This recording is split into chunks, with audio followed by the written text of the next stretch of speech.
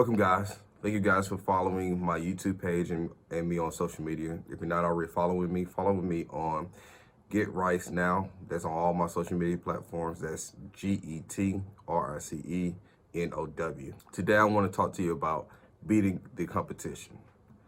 So, you oftentimes hear people always want to get a leg up on the competition. What is the other person doing? What's the guy doing across the road? And my formula for me has just been simple personally, is I am my own competition. I know people who are Cardi B fans, it's honestly the truth. That's the best way to really to succeed in business. When you're trying to grow a company, whether you're a startup, a one-man shop, or you own or oversee 500, 1,000 employees or more, it's very important to always be improving yourself and improving your company. And that takes having a frank and a honest look at what it is that you are doing, where you want to go, and where you actually can go. So I know a lot of times some people throw out very large dreams and very large ideas to see what they can do to push the company further and more. But some things are just not realistic, okay? So I always tell people to have SMART goals. And if you don't know what SMART goals are, just Google it. It's all over the place. One of the things called about make sure it's specific, measurable, attainable. So I will always tell people, when you talk about beating your competition out, make sure you have the right competitor. Make sure that you're not competing for something that's about to be obsolete. Don't be a blockbuster in Hollywood where they're competing for something that's going out of style or is no longer going to be in demand in the next few years. So the first thing I'll say is study the market. Regardless of what kind of company that you're in or what kind of field that you're in, you want to know what's new coming out, okay? What kind of employees do you need to be hiring? What kind of contractors that you need to be seeking? So if you own a real estate company and your whole deal is to buy commercial buildings, and let's say you operate out of one specific city or one specific state or one specific region, you want to know what are the best practices to make sure that, one, you get a good building or property or land, and what are some of the good market research analysis, who's doing that, is the population growing in that area, is it sustainable what you're trying to build? I know a lot of times people or companies throw out, hey, they about to invest in a $200 million project and do something ridiculous with it, but it just might not be feasible. You don't want to look at your competitor and say, okay, hey, what is it that they're doing? Let me do the same thing. Now, if you hear what they're doing, you might want to say, okay, well, I wonder why they're doing that. But sometimes I will spend just a certain amount of time on that, because it's important to know what your competitor's up to, but also it's more important to have your own game plan. And the best way to have your own game plan that's solid is just study the market. So what's going out there? You might find out that the market is really big on hiring minority contractors. So okay, you might want to do a self-evaluation. Okay, how many minority contractors do I have? Okay, so it's important to kind of know what's out there. What's new, what's developing, what's the new trend out there, because that might dissociate you or make the note you begin obtaining a large contract or a small contract.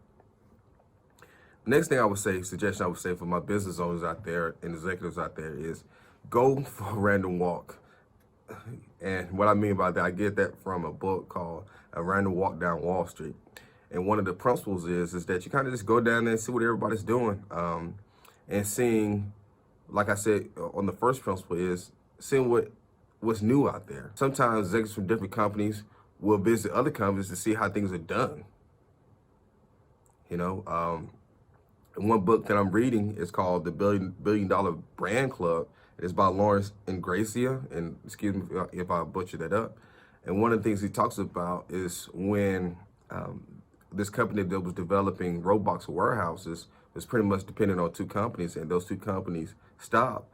They had to basically scramble up and try to find out a different robot. They basically started creating their own robots to run their warehouses, even though two major suppliers shut down or stopped making or stopped selling them to them. So it's important just to kind of see how things are going. It's not that you're trying to, engage in espionage or something like that. You just need to kind of know what everybody's going on there.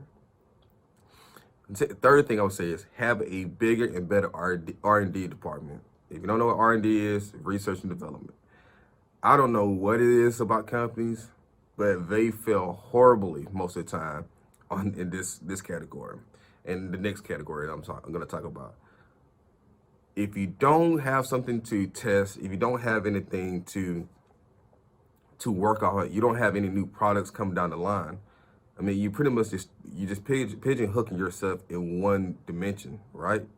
So if you heard me talk on this podcast before, you always hear me talk about Blockbuster and how successful Blockbuster was back in the day. And I'm not trying to knock Blockbuster, but I think if they would have had a bigger research and development department, or they would have had a better emphasis on research and development, they probably would have came up with some creative ideas to, I don't know, do something else in that wheelhouse.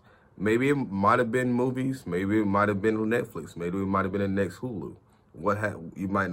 We would never know because now they're all closed down. So when I talk about research and development, some of the biggest and oldest companies have large R&D departments. I remember when I did an internship with Procter & Gamble, and if anybody don't know what Procter & Gamble is, it's one of the largest soap companies out there. So they do anywhere from laundry detergent to toothpaste to, your the little pen, the Clorox wipes on your shirt, your clothes, whatever, when you drop something on there.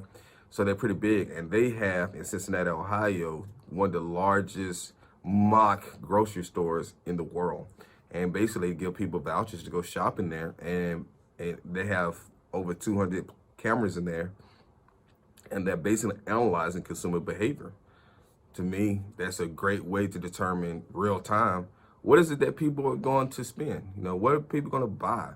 Why are they buying it? Have you ever noticed that your cereal boxes, the sugary cereal boxes, are on the bottom level? Why? Kids, smart, man. So, I mean, it's little things like that I think a lot of people just don't get. They don't understand the importance and how that pumps the blood through the company. And that's just knowing your audience, knowing your clients, knowing your customers. Get a feedback. I'm not just talking about click here, get an email feedback or something like that. Actually get them in your office. Take them out to lunch or take them out for drinks or something like that. Try to just get them in a comfortable space where you kind of understand where they are. And that's it for the service industry. For your product industry, do testing, focus groups.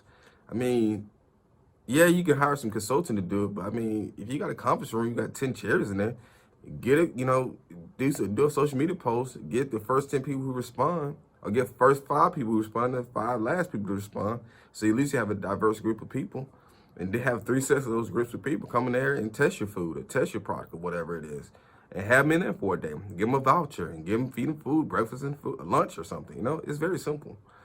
Next thing I'll tell you, and the last person I'll tell you is listen to your audience. Listen to your client, listen to your customers. You want to have an avenue where if something goes wrong, they come to you before they go to the public, okay? And when I say the public, I'm talking about Google reviews. I'm talking about websites, social media, things of that sort. You want them to come to you first. And I think people underestimate customer service. I spoke on that on the YouTube channel. Is that customer service is your lifeblood. Customer service is going to determine where you're going to go in the next few years. If you provide horrible customer service, if you provide horrible feedback, you have somebody on the phone line for 10 minutes, and once that person gets on the phone and it's somebody who barely speaks English, and then they kind of put you on hold, and then they say gonna call you back, nobody calls you back. I mean, and once again, I get it. People love to complain. I get it. I'm a lawyer. Don't forget that. I'm a lawyer. Don't forget that. So I typically hear everybody's, issue, whether it's a divorce or whether it's somebody got hit by a car or, whatever it is. So I get it. But what you want to do is you want to create an avenue for someone to come to you first, and you have a chance to at least resolve it before it goes anywhere else. So I got 4 principles on how to beat out the competition. 1, study the market. 2, go for a random walk. See what other companies are doing. 3, have a bigger and better R&D department. And 4, all those degrees can count. 1, study the market. 2, take a random walk. See what the competitors doing. 3, R&D, research and development. 4, list your clients and customers. Give them an avenue for them to come back. Guys, I hope this helped. Feel free to like, share, comment, and post. Follow me on social media. Get Rice Now. That's GETRICENOW. You guys have a great day.